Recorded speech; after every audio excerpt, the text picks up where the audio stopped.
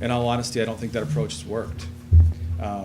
What we need to be doing is really asking for a change of the system when it comes to state funding allocation. We're very grateful for our support of our county sponsor, Cayuga County. We're grateful for our ability to be able to have the chargeback methodology that's out there to be able to bring money from other counties to help subsidize to what you're doing. But the truth is, at the college, we're nearly 50% of our budget now is dependent on enrollment. And when community colleges are funded in the state, that was not the intended goal. The intended goal was to be able to keep costs down from that. So when you have a $29 million budget and significant increase and significant pressure on your student enrollment to be able to predict, I think it's a real concern. Ultimately, for me as the college president, I think it's a concern focused on what our programs can be. You know, when you look at the programs that a number of people in this community want us to offer, a number of people at the state level want us to offer, and career technical education, those are your most expensive programs. Those are your programs that traditionally have enrollment that are not as subscribed as some of your liberal arts and other programs. For us to be able to offer those, for us to be able to be responsive to the community, having predictable maintenance of effort aid from the state is certainly something that we need to be able to be the community college that we want to be, which is responsive and something that we're all proud of. And you know, that's just a small piece of why it's important for us to be able to look ahead and for us to be able to know what we can expect. You know, as a college financially, you know, we believe we're in the best situation we've been in a number of years. I mentioned before, our audit was completed 2 weeks ago in front of our trustees, and we added $1.5 million to our fund balance. In the last 2.5 years since we've arrived and we started working on this, our fund balance has been built up to over $3.8 million, nearly $3.8 million. If we would have spent to budget the first year I arrived, our fund balance would have been under $1 million. So for us, we did what Middle States asked us to do, which was to get our fund balance well over 10% of our budget. We're nearly 14% at this point. We've been able to keep tuition down to only 1% increase last year. We've been able to actually cut about 8% off our overall budget and spending. What we need to be able to do now is be able to look ahead. And looking ahead for us, a big piece of that is going to be on the predictability of the support from you, the predictability of support from the state, and ultimately making sure that we can hit enrollment goals as we can. As we look ahead for next year, at this point, our applications for admissions are actually slightly up, about 2% from where they were a year ago. And you know, our admissions, our accepted number of students is essentially flat. So, you know, we're doing all that we can to continue to serve you well, to serve our students well, and funding is a big piece of it. But I'd rather be up here talking more about the education and the success of our students, and ultimately the resources will be able to allow us to focus more on that. Just the last thing I mentioned, we did receive through SUNY Performance Improvement Fund 3 grants that will help us to do some, I think, really important projects and important kind of investigations. One of them is related to, we received a grant to help us seed a position to explore within our community here the idea of an agricultural program curriculum. Really the goal of this funding is going to allow us to engage in the biggest economic driver in our community, the ag community, about how do we as a college be here to support you. And I wouldn't want to tell you what the end result should be. I'm also not telling you necessarily that it's a full academic program that's required. But what I do know is when you have industries like agriculture, healthcare, manufacturing, and so on, what we need to do and our responsibility as a college is to make sure that we're at tables with the community to make sure we can support them in any way that we can. And this funding will help us to intentionally engage in a conversation with an important sector and hopefully be able to demonstrate our commitment for their success in any way that we can. In addition to that, we received funding to help us with an advanced manufacturing initiative on our Fulton campus. We have been actively pursuing some funds and support to be able to do an advanced manufacturing institute on the Fulton campus. A number of private industry partners have come forward to engage in that. This is additional funding to help set us up to explore the feasibility of that. We're also applying for a number of other grants to help close the gap between what the cost may be and where we're at today. And the third one I think is a critically important one, and hopefully one that will make people excited. It's focused on building up more intentional career services at the college and support at the college. You know, ultimately 60+% of our graduates go on to 4-year schools, immediately transfer. That leaves a significant percentage of our students who intend to go to work. And we need to be doing our job to make sure that value at the end of education is not just learning, but it's in their goal, which is going to be into work. And we think our job is to help do a better job of making them prepared giving them access to employment, and helping support local human resource needs in our industries. And these funds will allow us to do that. In total, it comes to about $600,000 in grants we've recently received, and we'll be able to help utilize those over the next 2 years. I'd be happy to answer any questions. Mr. Lattimore. Mr. President, very good report. I happen to be down in Pennsylvania where Lehigh and Lafayette colleges were built to support and educate some of the leaders in the steel industry. And I appreciate the plastics industry that we have here, and I know that you're doing some advanced manufacturing there.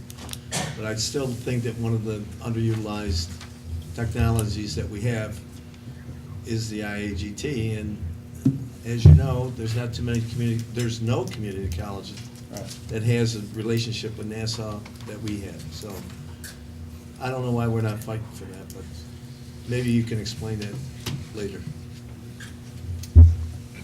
Thanks. Any other questions? Mr. Dennison. This one may be off the wall, but is there any chance or benefit if this college ever became a four-year college? Any chance or benefit that it will be a 4-year college? If it became a four-year college, would that? Well, by state law, it can't unless the charter was changed as a community college. I think what you're seeing nationally in some states that have highly populated areas where their typical public 4-year schools may not be able to meet all the demand of enrollment, you have seen certain states change their charter to allow community colleges or associate granting degree institutions to allow them to offer baccalaureate degrees.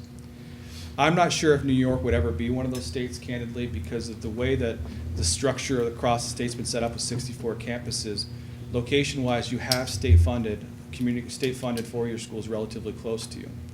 And so I don't think that necessarily will be there.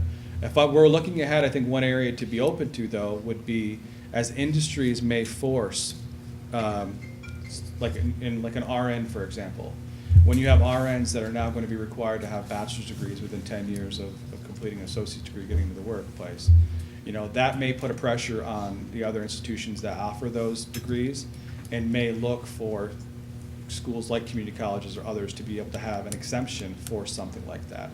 There's necessarily any talk of that. That's not something that, I'm just giving you an example of what may happen. There may be an industry or a sector, given the supply and demand of other programs around that are publicly supported, that may result in that. But our focus, candidly, given our mission, given our scope, is to continue to work with 4-year partners that do exist, bring them locally where it makes sense. Empire State College has been a long-time traditional partner of Cayuga Community College. They have presence right on the Auburn campus, allowing individuals to be able to continue on, and if they're place bound or if this is the preferred way, and having some flexible way to really complete their degree.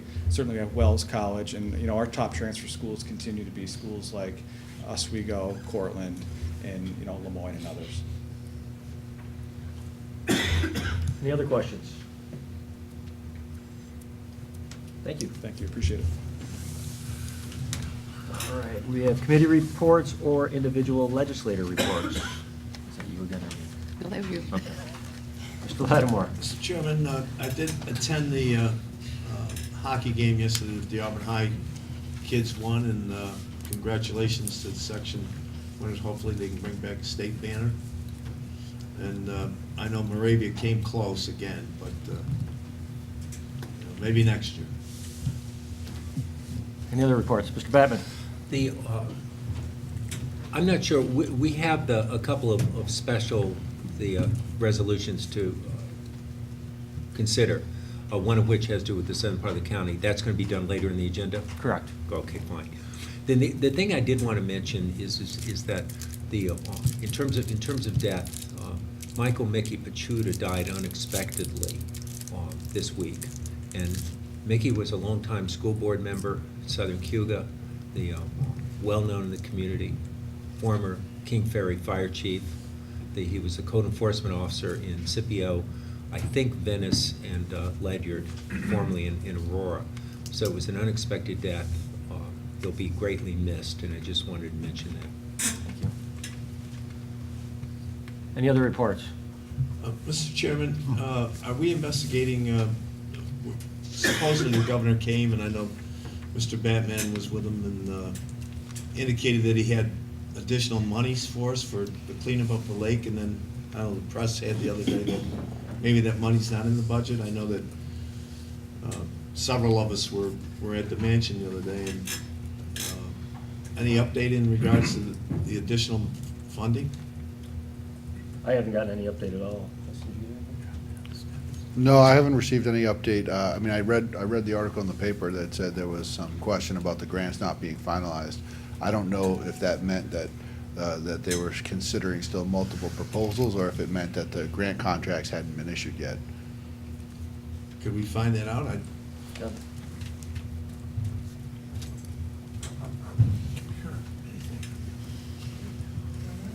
Any other reports?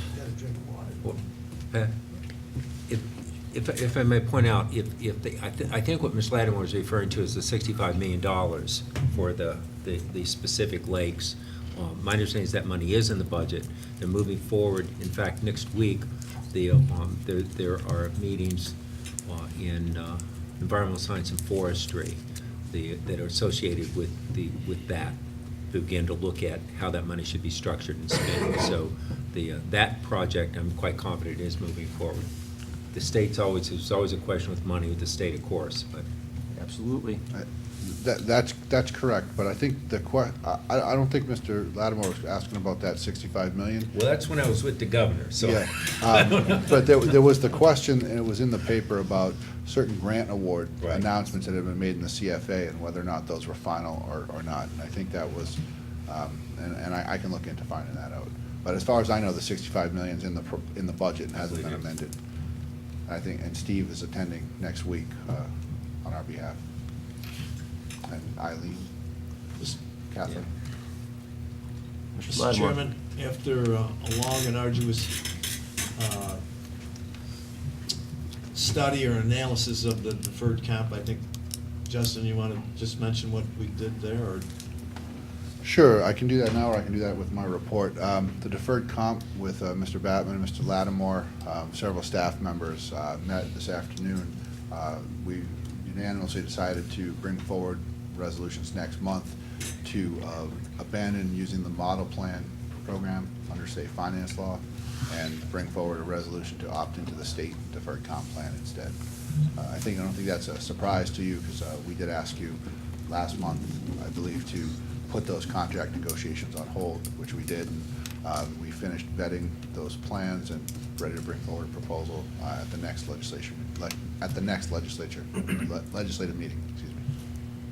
But the economy of scales, Mr. Chairman, it's better with the state. They have $12 billion to invest, which reduces our cost, and it takes us out of the fiduciary responsibility of managing the fund for the employees. According to the analysis done by the Treasurer's Office, the yields, the returns have been slightly higher in the state program over the model plan provider we looked at. The cost and expense ratios are much lower, and our research through the Human Resource Department has demonstrated to our satisfaction that the counties who are using the plan and who have recently transitioned to the plan have seen both positive experiences and growth in participation. So we'll be very excited to bring that forward next month. Any other reports? All right, County Administrator.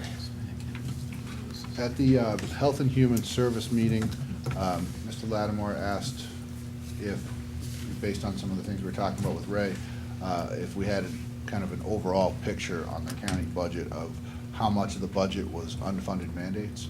The Treasurer's Office and Lynn Marinelli have been working on putting those numbers together, which we will include the detailed breakdown of that in the monthly report, in the written report. But it's a little over 92.5% of the county's budget is directly mandated by the state. Mr. Foley asked me to prepare an additional update based on the state budget. So following up on the college president's report, there's basically 6 top concerns for the county from the state budget. Number one, this shouldn't come as a big surprise, but the impact of Raise the Age is going to impact our budget in a number of significant areas. We're likely to need, we are already under-resourced in our probation department. and the additional strain and burdens that will be placed on the probation department from the responsibilities of implementing Raise the Age is going to likely require new positions in that department. There's the possibility that we will either need a new position or additional contract monies to cover the family court responsibilities in the county attorney's office. There will be other impacts in transport costs and potentially with the sheriff's department, and potentially contract costs with servicing of other agencies or nonprofit providers to house and transport the youths who are under this law.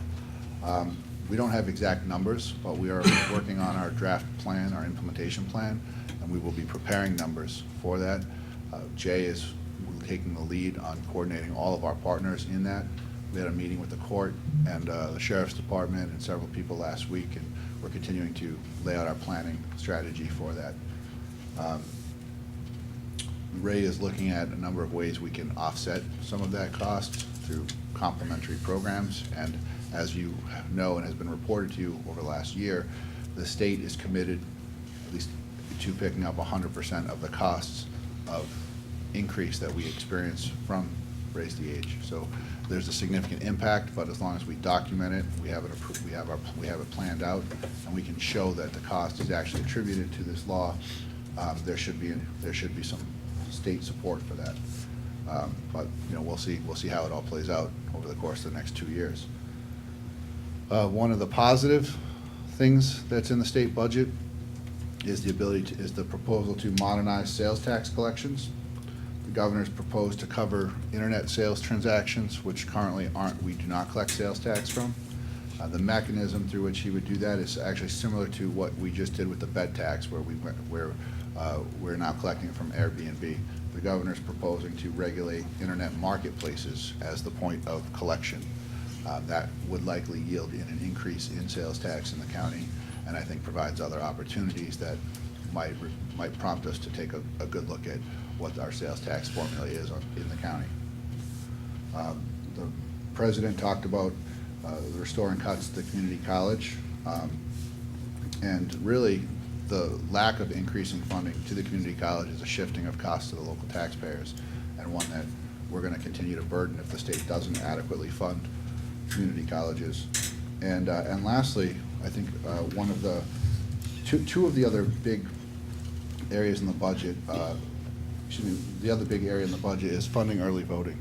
The proposal to fund early voting, I think from a policy standpoint, creating access to voting is a very good thing, but there's also a significant cost that could come from that.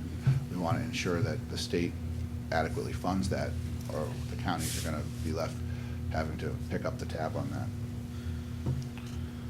The other areas for my report that I'll go into more detail in the written monthly report is the enterprise fleet vehicle.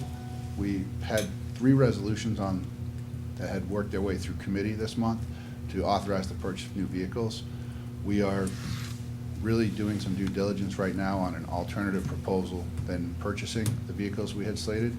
We had several meetings with Enterprise to begin to break down whether or not there are cost savings and benefits to using their fleet management system.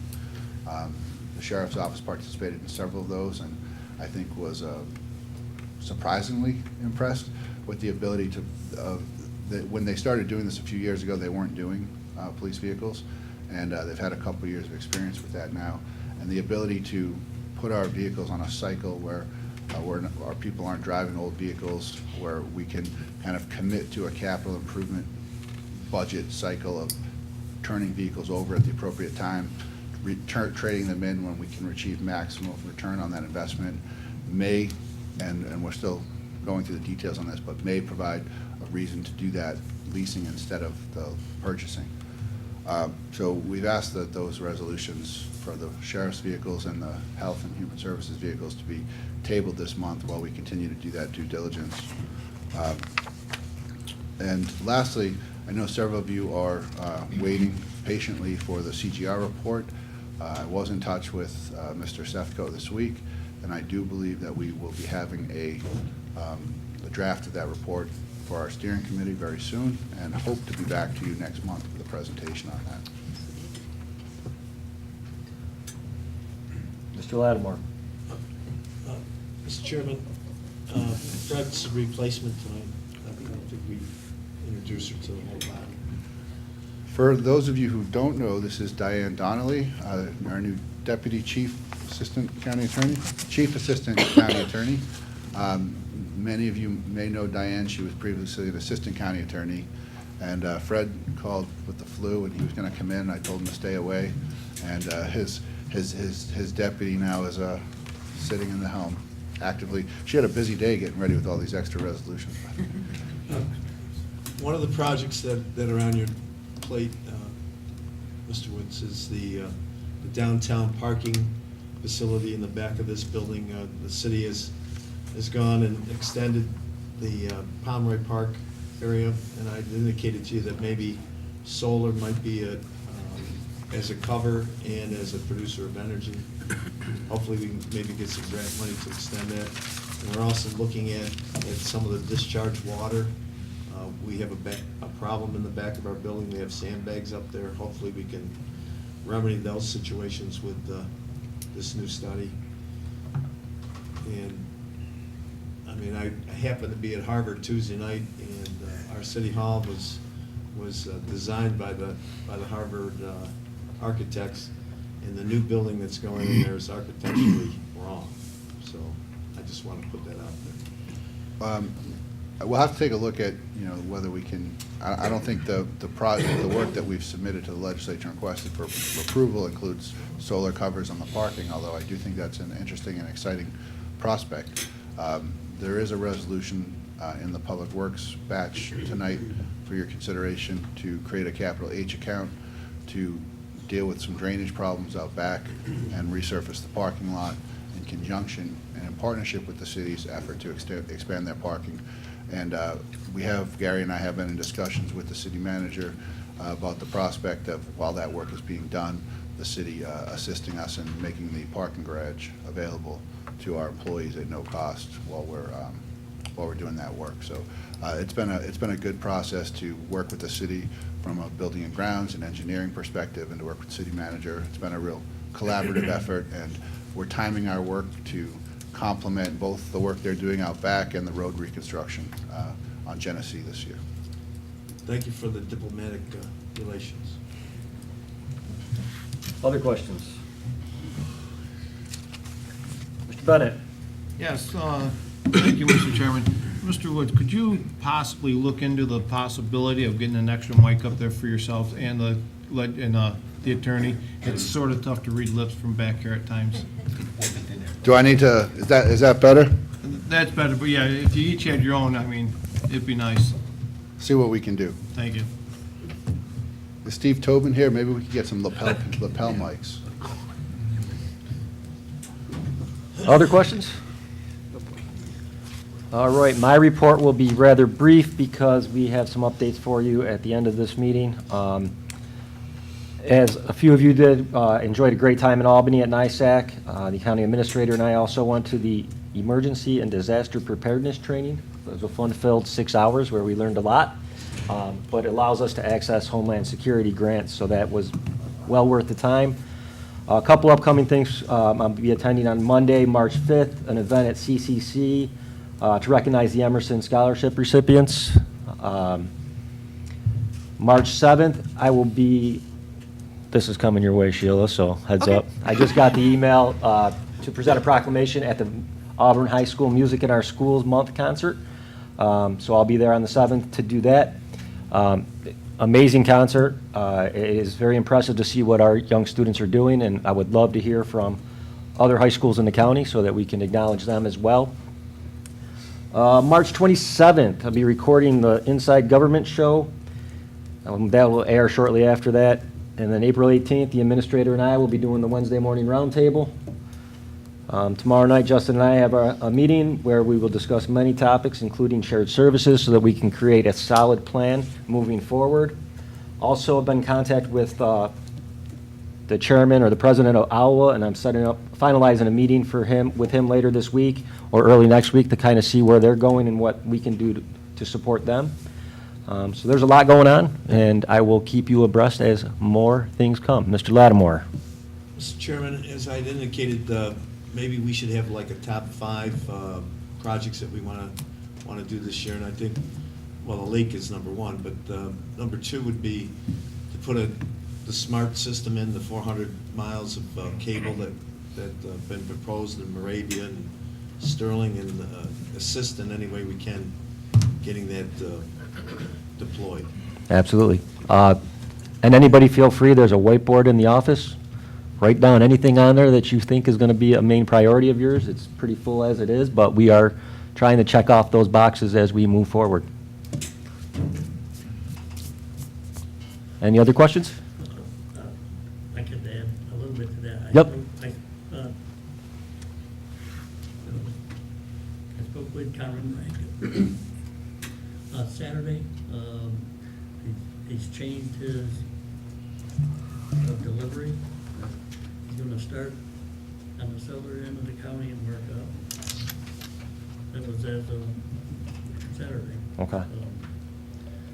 Which means it's gonna hit right, Auburn a lot sooner than what we anticipated. Okay. He's gonna be done down there in Auburn and Moravia by the end of March. So, coming this way. All right, thank you. Mr. Chair, since you, we're also pointing out important events. Friday night is the Ignite Winter Carnival. I will be one of the guest judges at the Chili Cook-Off, as will Phil Bauso from the Social Services Department. And the other big event from the county staff, at least, is the Treasurer's Pancake Breakfast is coming up in March. And I don't remember the date, but I think you all got an email about it. All right. Mr. Foley. If we're going to mention important dates, also tomorrow there is a health department roundtable discussion for the community. I think it's 1 to 4 p.m. That should be acknowledged as well. DSS. Thank you. All right. Is this near you? Let's see. Appointments and reappointments? Mr. Chairman, a motion to waive the reading of the appointments and reappointments? So you would like to offer them as a bundle? Yes, sir. Is there a second? Mr. Bennett? Any discussion? If not, all in favor? Aye. Opposed? Those are carried. Okay, communications and announcements? I think we just did them all. No, not We got- appointments. Oh. Maybe apparently not, okay. Letter from Colb DeFrancisco and New York State Association of Counties regarding the receipt of certified resolution 43-18, calling upon the governor of New York State to delay the pistol permit deadline. All right, thank you. And we can jump right into resolutions. We have Ways and Means up first.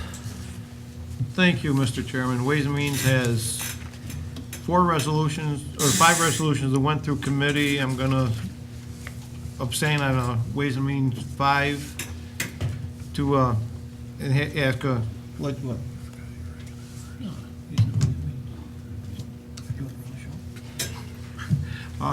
I'm going to ask Legislator McNabb Coleman to take care of Ways and Means 5, because I will be abstaining, saying that has to do with the college.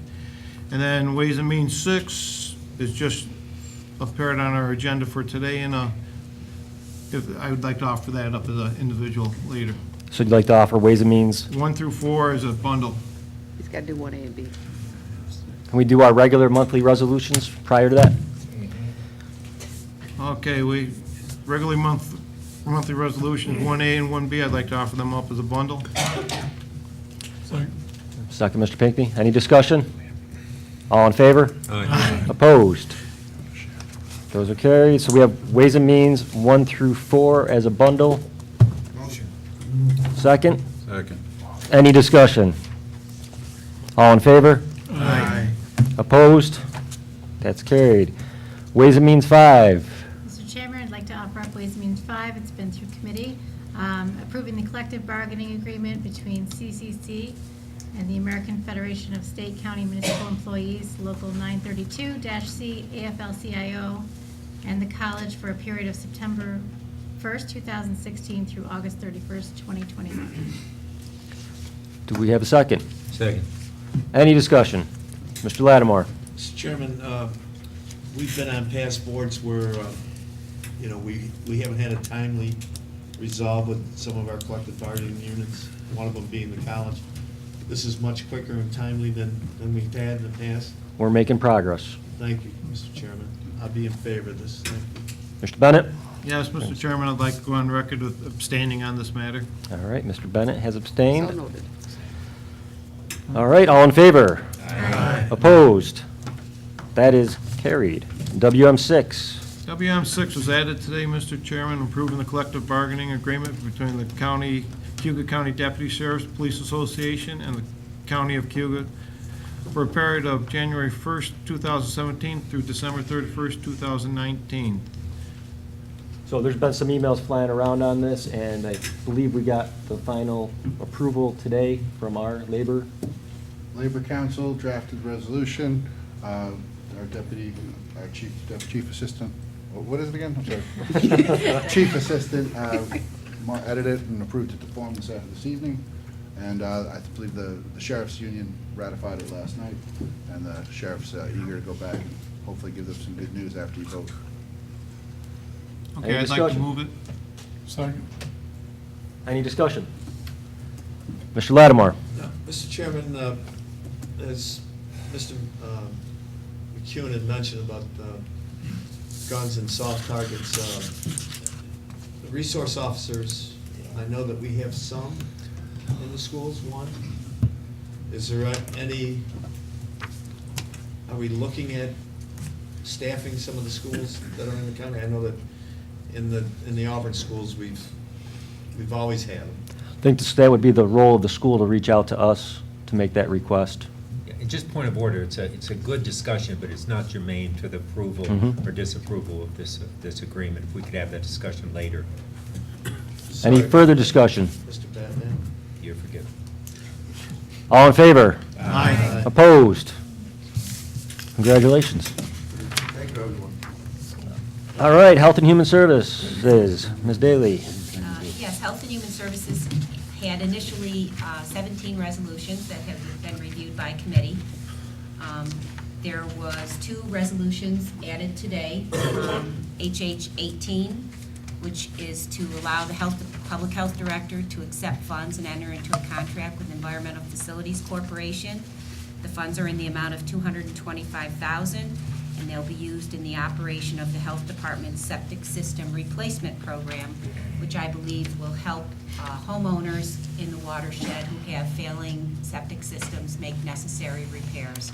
My understanding is this was a late notice, and this contract has to be entered into by Wednesday. That's the reason for this coming in so late.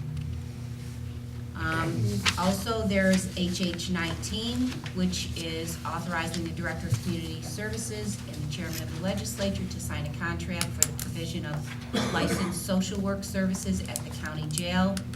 The licensed social worker would be paid $30 an hour, and there would be 12 hours a week of work provided, and this is required services for inmates in the jail who need mental health assessments or some type of mental health treatment.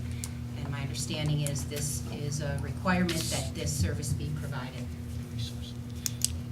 So there was a recent resignation, and this is another reason why this was, in my opinion, brought forth and put on the agenda.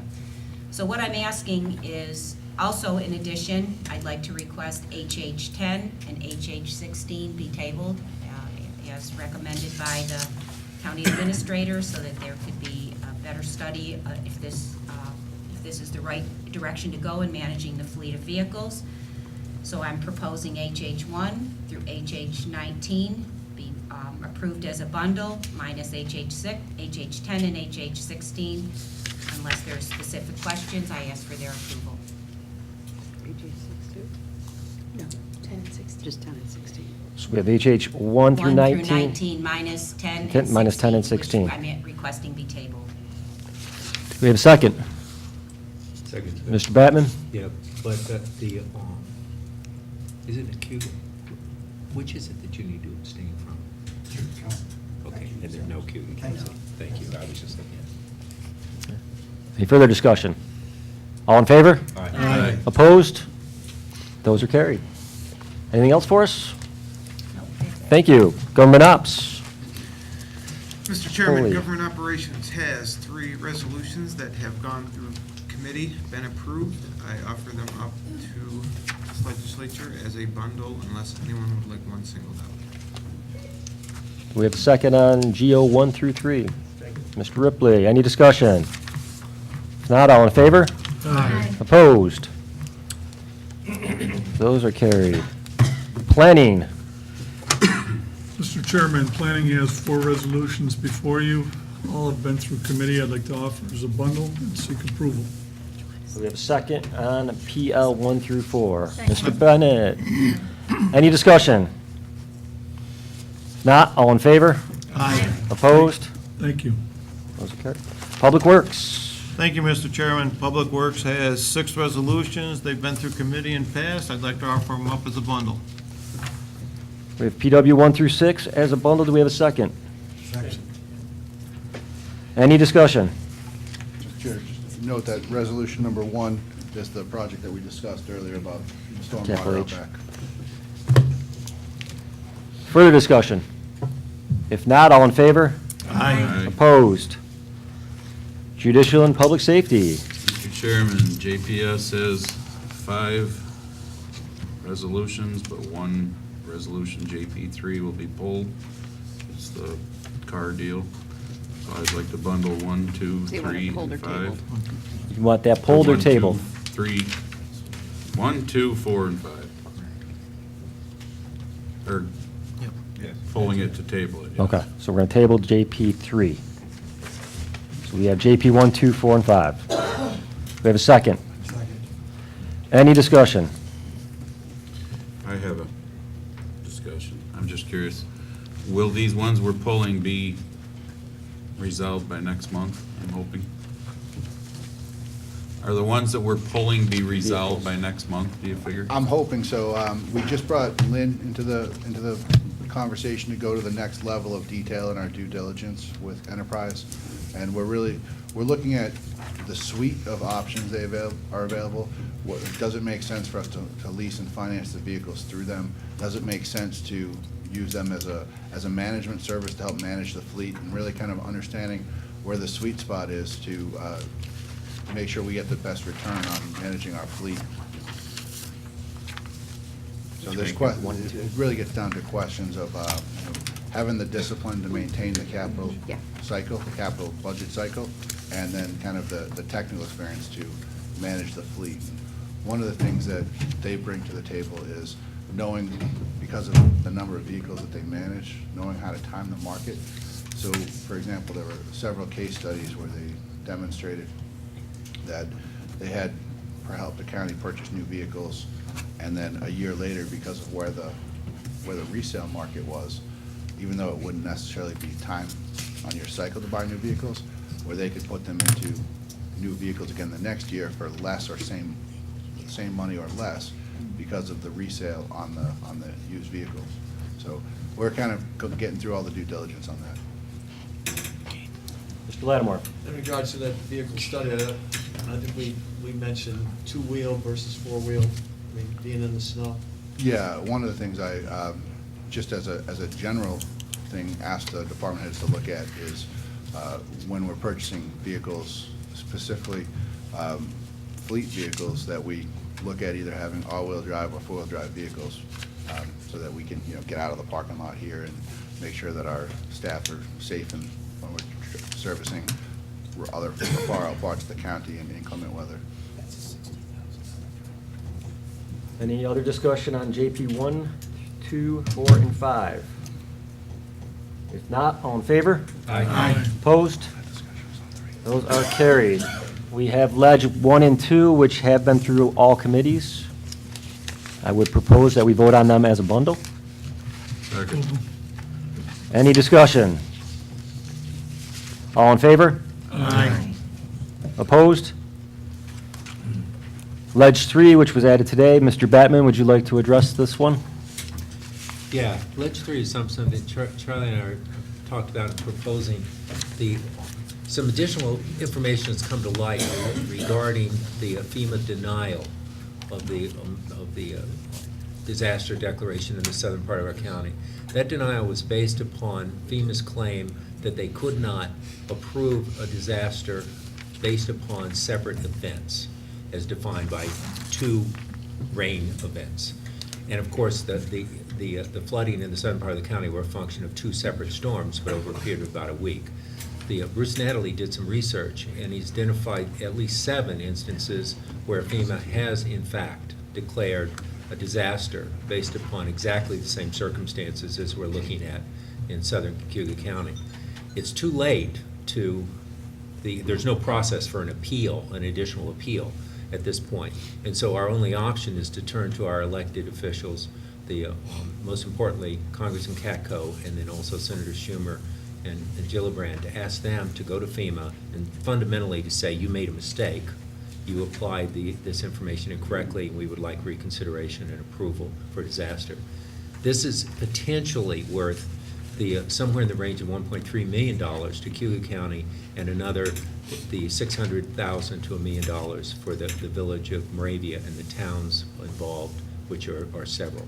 So it's important that we move forward with this as aggressively and soon as we can. And that's based on the 75% of the $4 million Correct. total damage to the county. Yeah, it makes us eligible theoretically for 75% reimbursement of our cost. So I would make that motion. We have a second. Second. Mr. Dennison, any discussion? Mr. Chairman? Of course. I'd like to propose, who is reaching out? Is it going to be the chair reaching out to our elected officials, or the Yes, body, or? the how is it? chair of the legislature, in conjunction with our county administrator. That's it? That's what the resolution says. That's enough muscle? Okay. Well, if they need help. I welcome any more Anybody muscle, can- Mr. Lattimore. I'm not at the gym as frequently as you. I don't want to make phone calls if you guys have already. It's a team effort. The more they hear, it's often better. So, we'll take the initial lift, but it's always good to have more and frequent communication on that part. All right, any other discussion? Just want to say that Steve and Bruce and the planning team did really great work helping research and document this. All in favor? Aye. Opposed? Ledge 4, again added today, but some emails came out. I think everybody's had a chance to kind of look at this. So you want to give the update? Actually, I would like Yeah. to let Diane handle this Diane. one. As you may be aware, the Village of Union Springs is filing an amicus brief in a U.S. Supreme Court case regarding the ability to sue Indian nations. The Village of Union Springs is filing their brief in response to a amicus brief filed by the Cayuga Nation seeking to limit and reverse the decision. The amicus brief is a filing as a friend of the court to give the court additional information to consider, apart from the parties who are a part of the case itself. The Village of Union Spring has asked the county to join in its brief and to contribute to the cost of the preparation of that brief as a sign of our seriousness of commitment to the filing. And that's what this is about, and I'd be happy to take any questions. Pinckney. Judge Hayden had informed me that Springport's meeting tonight, they had agreed to finance $3,300 towards the $10,000 cost. And we're hoping that we